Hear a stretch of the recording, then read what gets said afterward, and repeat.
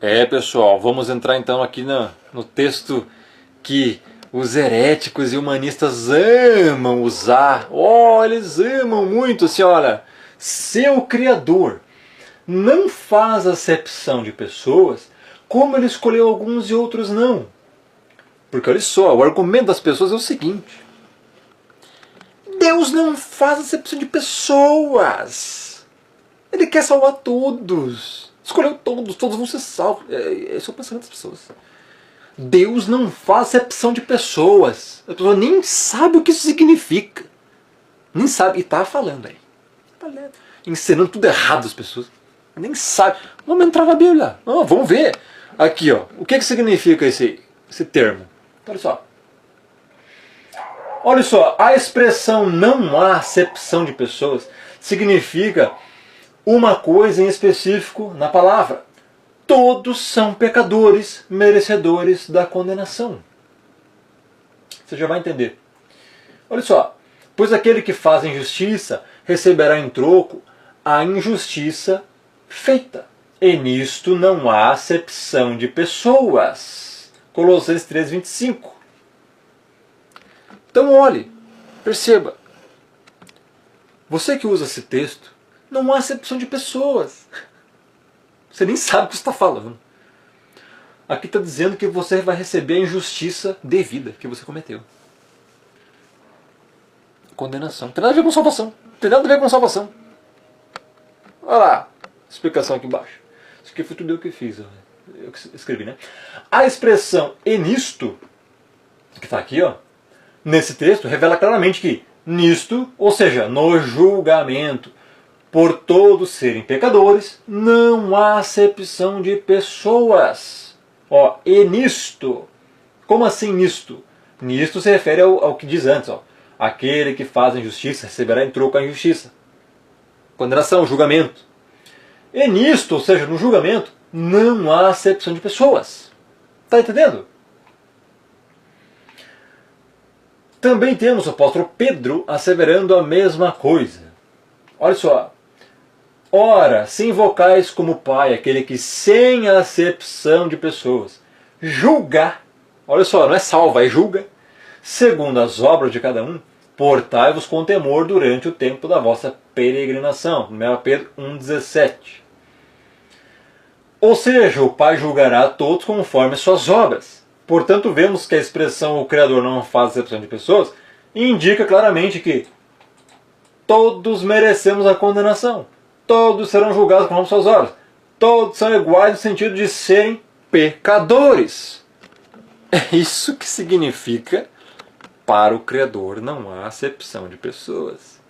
Tem nada a ver com salvação. Tem nada a ver com o argumento herético e blasfemo das pessoas que dizem assim: não há acepção de pessoas, ele dá chance para todo mundo, quer salvar todo mundo, ama todo mundo, não há acepção de pessoas. Não é que ele escolheu uns e outros não há acepção de pessoas. Tem nada a ver com isso, pessoal. Os textos que trazem essa expressão estão falando de condenação, de pecado, de pecadores. Todos somos pecadores. E nisto não há acepção de pessoas. É isto que significa. Vamos continuar. Porque em resumo é isso que a Escritura ensina, tá? Então, mas vamos lá, tem mais texto sobre isso aqui. Porque para com o Criador não há acepção de pessoas. Romanos 2,11. Então, esse é o primeiro texto que as pessoas usam. Para o Criador não há acepção de pessoas. Romanos.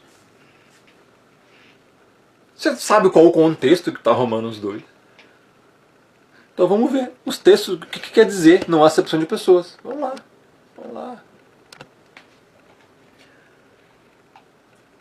Romanos 2 começa afirmando que todos somos indesculpáveis. Portanto, és indesculpável ao homem. Romanos 2:1. Ou seja, você pecou, você é indesculpável. Verso 2. Já afirma que estamos em um contexto de juízo. Olha só o que diz. Bem sabemos que o juízo do Criador é segundo a verdade. Juízo, contexto de juízo, tá? No verso 3 é dita a mesma coisa. Ou seja, juízo. Pensas que te livrarás do juízo do Criador? Veja só que não tem nada a ver com salvação aqui. Condenação. No verso 4. Paulo deixa claro que o Altíssimo é o único agente e autor da salvação. Ignora que a vontade do Altíssimo é que te conduz ao arrependimento. Olha só, é a bondade do Altíssimo que te conduz ao arrependimento. E observação, por isso que a salvação é monergista. A questão de monergismo e sinergismo eu já expliquei nos vídeos passados. O monergismo significa que a força, a energia, vem de um só para a salvação. O sinergismo diz que é o Criador que quer salvar, e do ser humano também tem que agarrar a mão no Criador. O ser humano não está morto, está só se afogando, mas ele, Messias joga uma boia e ele vai lá e alcança, ou seja, salvação por mérito. Heresia. A salvação é monergista. Olha só o texto de Romanos, aqui ó. É a bondade do Altíssimo que te conduz ao arrependimento, não é você. E ele ainda dá ênfase aqui, porque acho que sabe o que você está pensando. Ele fala assim, ignora? Você ignora isso? Cuidado. Verso 5. Segue-se o mesmo contexto. Mas segundo a tua dureza e coração impenitente, acumulas contra ti mesmo ira para o dia da ira e da revelação do justo juízo do Criador. Veja que o contexto é juízo, ira, condenação a pecadores. No verso 6, vamos lá, estamos no contexto de Romanos 2 que você gosta de usar aí para dizer que não faz acepção de pessoas. Diz que cada um receberá conforme as suas obras no dia do juízo. Olha só, que retribuirá a cada um segundo o seu procedimento. Verso 7, diz que será a vida eterna a um grupo específico de pessoas. Olha só, a vida eterna aos que, perseverando em fazer o bem, procuram glória, honra e incorruptibilidade. Lembre-se que eles fazem o bem porque já foram salvos e não tentam ser salvos por fazer alguma coisa. Do contrário seria salvação por méritos. Isso não é evangelho, não é graça. No verso 8 e 9, temos novamente o juízo e a comparação entre israelita e grego, dizendo que tanto um como o outro são iguais quanto a isso, ou seja, são pecadores, merecedores da condenação. Olha o que o texto diz. Mas ira e indignação aos facciosos, que desobedecem à verdade e obedecem à injustiça. Tribulação e angústia virão sobre a alma de qualquer homem que faz o mal, ao israelita primeiro e também ao grego. Então veja que o contexto é esse. Verso 10. Paulo afirma que não há israelita nem grego para tais situações de juízo e salvação. Glória, porém, honra e paz a todo aquele que pratica o bem, ao israelita primeiro e também ao grego. Veja que a acepção de pessoas é quanto a isso. Tá? Agora chegamos no verso 11. Porque, para com o Criador, não há acepção de pessoas. Qual que é o significado disso? Todos são iguais perante o Eterno em termos de condenação. Todos são pecadores dignos do lago de fogo. É isso o que o verso 11 em seu contexto diz. Inclusive Paulo não nos deixa com dúvidas quanto a isso e continua nos versos posteriores dizendo assim, pois todos os que pecaram sem lei, também sem lei perecerão, e todos os que com lei pecaram, mediante lei, serão julgados. Então eu vou voltar aqui para comentar um pouco. Está entendendo? A expressão, o Criador não faz acepção de pessoas, é isso. Todos são iguais perante a lei e pecadores dignos da condenação.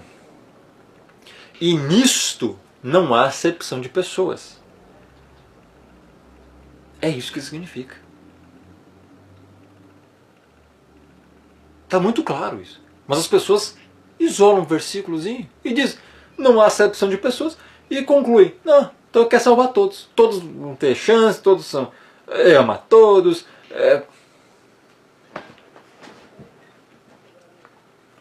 Lamentável. Lamentável. As pessoas perderam o cérebro, pessoal. Mas vamos continuar aqui, ó. Não obstante, a palavra também nos ensina que existem os eleitos do Pai. Você não pode ignorar isso, ó. Os escolhidos para a salvação.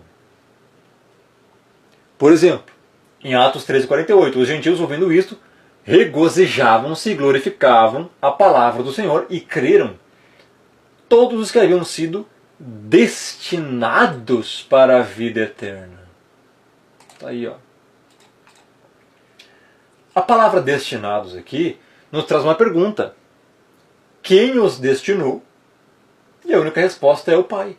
Pois segundo a Escritura, né, ninguém se autodestina à salvação. Como que você vai explicar esse texto? Você se autodestina à salvação? Destino é algo que já existe. Destino. Predestinar é destinar antes.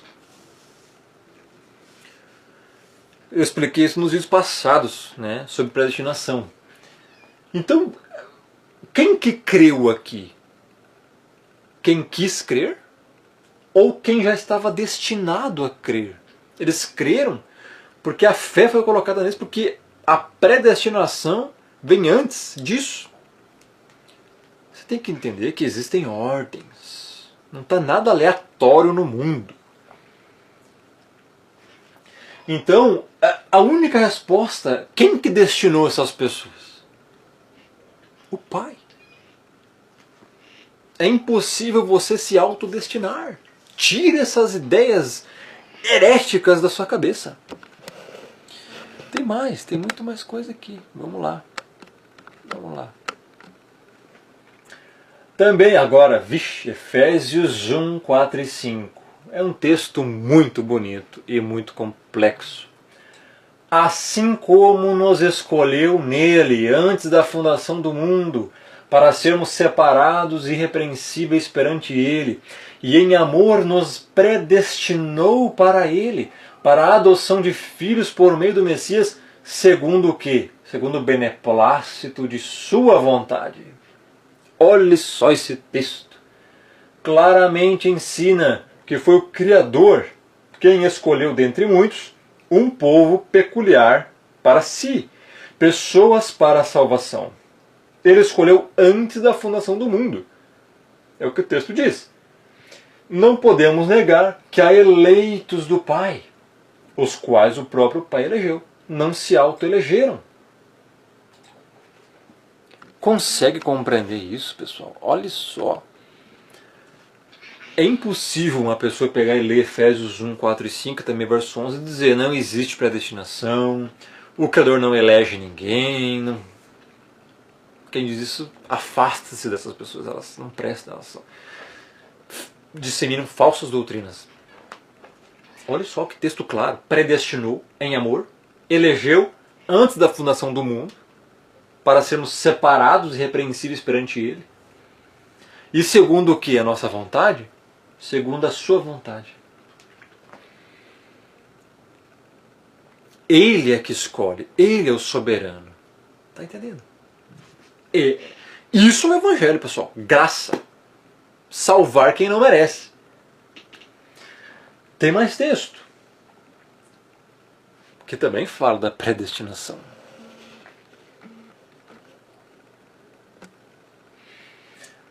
Segundo Timóteo 1,9, que nos salvou e nos chamou com separada vocação, não segundo nossas obras, mas conforme sua própria determinação e graça, que nos foi dada no Messias antes dos tempos eternos. Não, esse texto aqui, muito interessante. Está quase tudo resumindo nesse texto aqui. Olha só, nos salvou e nos chamou. Olha só, o verbo está no passado, aliás, é futuro. Já salvou. Já salvou. Isso que foi escrito há 2 anos atrás. Você nem era nascido ainda e se você é eleito, você já estava salvo. Salvou. E nos chamou com separada vocação, não segundo nossas obras. Ponha isso na sua cabeça. Não é o seu esforço que vai te salvar. Do contrário, por que o Messias morreu? O pagamento foi lá na cruz, meu irmão. Não é você. É o Messias. O Evangelho é Ele. Não segundo as obras. Não é o que você escolhe fazer. A salvação não é isso. Isso aí é religião de mérito. Todo mundo que acredita na salvação pelas obras é condenado. Você não é salvo por fazer coisas. Você faz coisas boas porque você já foi salvo. É diferente, ao contrário. O Evangelho é isso. por isso se chama graça. Você foi salvo primeiro e por isso você vai viver em novidade de vida. Do contrário, a graça já não é graça, é obras. E ele fala que salvou e chamou, não segundo as obras, mas conforme a sua própria determinação. O Criador, antes da fundação do mundo, está dizendo aqui, ó, determinou, eu vou salvar fulano. Determinou. Não pelas obras, mas pela determinação. E graça! E graça! Nossa, pessoal, está muito claro, a salvação pela graça, não depende de quem quer, nem de quem corre, mas do Criador usar sua misericórdia. Ele é graça, ele salva quem quer. Graça, favor imerecido. Você não fez absolutamente nada para merecer a salvação, entenda. Não é fé prevista. O Criador não vai olhar lá no futuro para ver quem vai crer. Isso não existe, pessoal. A fé para crer é Ele mesmo que dá. Tem Efésios 2, 8 e 9. Eu expliquei isso nos vídeos passados. Como é que você vai crer se você está morto?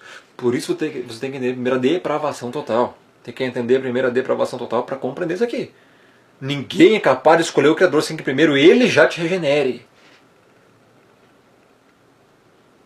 Você ainda está num estado de não conversão.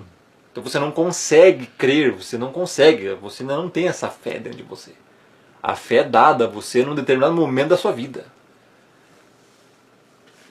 Tá entendendo? É muito interessante isso. As pessoas relutam com a graça, porque querem um mérito na salvação. O texto transparentemente afirma que não são nossas próprias obras que nos fazem ser eleitos, mas que o Criador não levou em conta nossos trapos de imundícia, ou seja, obras, e salvou segundo a sua própria determinação. Foi determinado por Ele, antes dos tempos eternos, é o que o texto diz. Isso se chama predestinação para a salvação. Não tem como ser mais claro do que isso. 2 Tessalonicenses 2, 13 a 14. Entretanto, devemos sempre dar graças ao Pai por vós, irmãos amados pelo Senhor, porque o Pai vos escolheu. Veja que não foi você que escolheu o Pai que você escolheu, desde o princípio para a salvação. E aí? Como é que você vai refutar isso aqui? Colossenses 3,12. Revesti-vos, pois, como eleitos do Altíssimo, separados e amados de ternos afetos de misericórdia, de bondade, de humildade, de mansidão, de longanimidade. Eleitos. Eleitos. Por causa da misericórdia, bondade. Então, pessoal, não tem como negar isso aqui. Quem nega isso, herege. Apocalipse 17,14, outro texto. Pelejarão eles contra o Cordeiro, e o Cordeiro os vencerá, pois é o Senhor dos senhores e Rei dos reis. Vencerão também os chamados eleitos e fiéis que se acham com ele. Eleitos por quem? Se autoelegeram? Não é isso que o texto diz. São eleitos, são escolhidos. Alguém escolheu. Quem? O Criador. Só tem essa resposta. Mateus 22,14, porque muitos são chamados, mas poucos escolhidos. Quem se escolheu? O Criador. Mateus 24, porque surgirão falsos cristos, falsos profetas, operando grandes sinais e prodígios, para enganar, se possível, quem? Os próprios eleitos. Quem são os eleitos? Para ser um eleito, você tem que ser escolhido. Quem te escolheu? Você se auto-escolheu? Não existe isso. Mateus 24:31. E ele enviará os seus anjos, aqui é no dia do arrebatamento, com um grande clangor de trombeta, os quais reunirão seus escolhidos dos quatro ventos, de uma outra extremidade dos céus. A pergunta é, escolhidos por quem? Eles mesmos se escolheram? Não, o Eterno se escolheu. Então, é inegável que existem essas duas verdades. Não há acepção de pessoas, ou seja, todos são pecadores. 2. O Criador escolheu pessoas, independentemente de suas obras, ou seja, eleitos incondicionalmente. É isso que a Bíblia diz, ó. Pois tu formaste o meu interior, tu me teceste no ventre de minha mãe. Os teus olhos me viram a substância ainda informe, e no teu livro foram escritos todos os meus dias, cada um deles escrito e determinado, quando nenhum deles havia ainda Salmo 139, verso 13 e 16. E aí? Como explicar tudo isso? Eleição, você vai votar, você vai escolher alguém, não vai escolher o outro. Isso é eleição. Isso é a predestinação, uma eleição incondicional, porque não depende das obras. Então não há acepção de pessoas, ou seja, todos são pecadores. Todo mundo merece condenação. É isso que significa não há acepção de pessoas. 2. São duas verdades inegáveis. O Criador escolheu pessoas, independente das suas obras. Foram eleitos incondicionalmente. Então, não há acepção de pessoas não significa que ele não escolheu. Você está equivocado. Falta entender, falta conhecimento, falta você encher seu cérebro de informação verdadeira. Você foi destruído cerebralmente. Roubaram a sua inteligência, roubaram o seu QI, roubaram tudo que você tem. E vão roubar ainda mais. É só você deixar. Continua parado aí, continua sem fazer nada, sem falar nada. Oficina do diabo. Mente vazia. Então, pessoal, olha que interessante. Nem um dia havia sido formado e tudo já estava escrito. Davi que escreveu isso aqui, Salmo 139. Como é que você vai explicar, você que é Armênia aí? O Criador viu lá no futuro o que vai acontecer. Ele viu escolher, ele viu todos os caminhos que a humanidade iria seguir. Nem existe isso na Bíblia, né, pessoal? Não, mas eles são crentes cristãos. Refuta esse texto aqui. Quem formou o interior da pessoa? O Criador. Teceu no ventre da mãe. Os olhos viram a substância informe, mas não só viram por presciência, porque no teu livro foram escritos todos os meus dias, cada um deles escrito e determinado, quando nenhum deles havia ainda. Já expliquei aqui em vídeos passados que a presciência do Criador não tem nada a ver com apenas saber o que vai acontecer no futuro, e sim conhecer previamente. Amar previamente. Amar antes. A presciência não é reduzida apenas a fatos futuros. Vai acontecer aquilo, eu sei porque eu sou Deus. Não existe isso. Vai acontecer as coisas, primeiro porque o Criador assim determinou. Entenda, meu irmão. A sua salvação ou a condenação do ímpio vai acontecer. Porque o Criador assim quer, e não porque ele viu antes. Esse é um entendimento muito baixo, a pessoa pensar assim, reduz quem o Criador é. Considera, desenha uma caricatura de uma divindade fraca, reduzida. Ele é o Todo-Poderoso. Enfim, nós vamos entrar em assuntos bem complexos aqui depois. Ok? Mas por hoje é só. No próximo vídeo, nós vamos tratar aqui, os que de antemão conheceu. Bom, se bem que ainda posso explicar, porque depois eu vou entrar em textos bíblicos. Então, olha só. Os que de antemão conheceu, é justamente aqui, eu já expliquei esse texto, está em vídeos passados, mas vou salientar. Romanos 8:29. Porque os que de antemão conheceu, também os predestinou para serem conformes à imagem de seu Filho, a fim de que ele seja o primogênito entre muitos irmãos, ou seja, predestinou. Olha só, o Eterno conhece porque ele predestinou. Se ele não predestinou as coisas que vão acontecer, quem predestinou? Essa é a pergunta que eu deixo. Quem faz a história? Se o Eterno não determinou nada do que acontece, a história é feita do quê? O que ele viu, olhando o suposto futuro. Se o futuro é determinado pelas ações humanas, então de fato o futuro ainda não existe, porque os homens não tomaram nenhuma decisão ainda. Isso é lógica. Então perceba que é completamente inconsistente a ideia da fé prevista. Essa coisa reduzida, que o Criador apenas consegue ver o futuro. Quem fez o futuro foi ele. Ele viu o futuro porque ele mesmo fez a história. O ser humano nem fez ainda as coisas lá na frente, o Criador já não sabe só o que vai acontecer, como ele mesmo já predeterminou que assim acontecesse.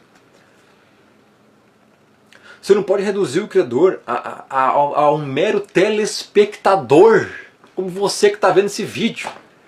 Ele não é isso, meu irmão. Nossa, as pessoas não conhecem o Criador. É lamentável. No próximo vídeo, nós vamos falar sobre textos da eleição incondicional.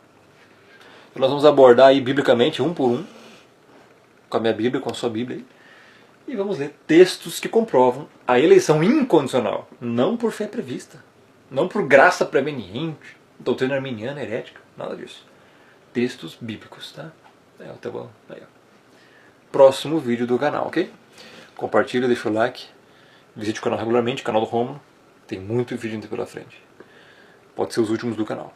Valeu, grande abraço, fica na paz.